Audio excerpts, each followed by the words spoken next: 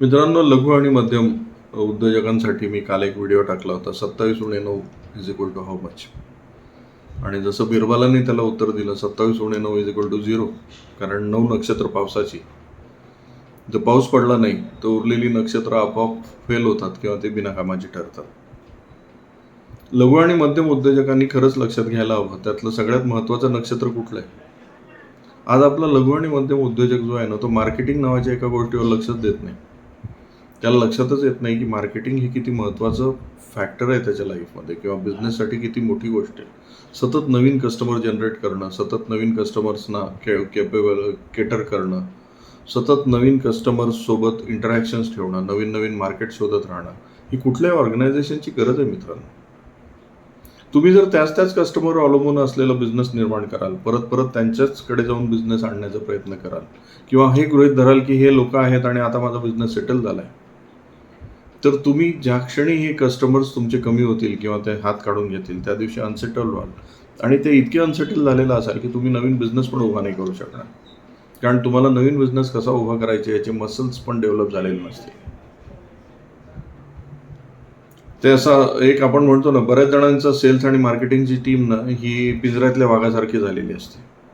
ते असंख्य दिवस ते फक्त सर्व केलेले मांसाचे तुकडे खाण्यामध्ये तरबेज झालेले असतात. आपल्याला असं वाटतं ते मांसाहारी आहेत, पण त्यांना जर जंगलामध्ये सोडलं परत तर ते शिकार नाही करू शकत. का बरं? कारण त्यांना मांस खाण्याची सवय झालेली असते, पण शिकारीची सवय मोडलेली असते. तुमची मार्केटिंग आणि सेल्सची टीम जर सतत तुम्ही शिकार म्हणजे त्यांचं सेल्स आणि मार्केटिंगच्या बेसिक कामामध्ये तरबेज नाही ठेवली ना, तर ते पिंजऱ्यातल्या वाघासारखे होणार आहे.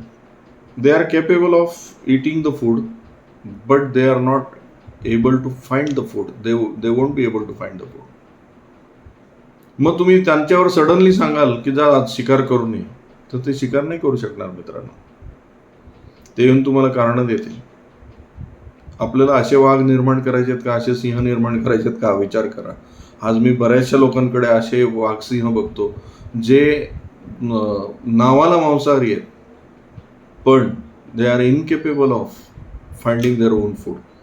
कारण आपणच त्यांना पिंजऱ्यामध्ये बसून या 10 कस्टमरवर, या 25 कस्टमरवर, या 100 कस्टमरवर बिझनेस करायची सवय लावलेली आहे, जे तुम्ही जनरेट केलेले आहेत एकेकाळी. त्यांना नवीन कस्टमर करण्याची त्यांच्यामध्ये कॅपॅसिटीच राहिलेली नाही आहे. आणि ज्या दिवशी तुम्ही त्यांना नवीन कस्टमर करायला सांगता, तुम्हाला लक्षात येतं की यांची शिकार करण्याची कॅपॅसिटीच डेव्हलप झालेली नाही आहे.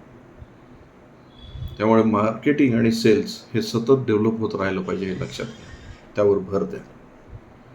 हा व्हिडिओ आवडला असेल तर याला लाईक करा, शेअर करा, चॅनलला सबस्क्राईब करा. लाईफ कॅटलिस्ट या कंपनीचा उद्देशच आहे की प्रत्येक लघु आणि मध्यम उद्योजक हा यशस्वी झाला पाहिजे. धन्यवाद.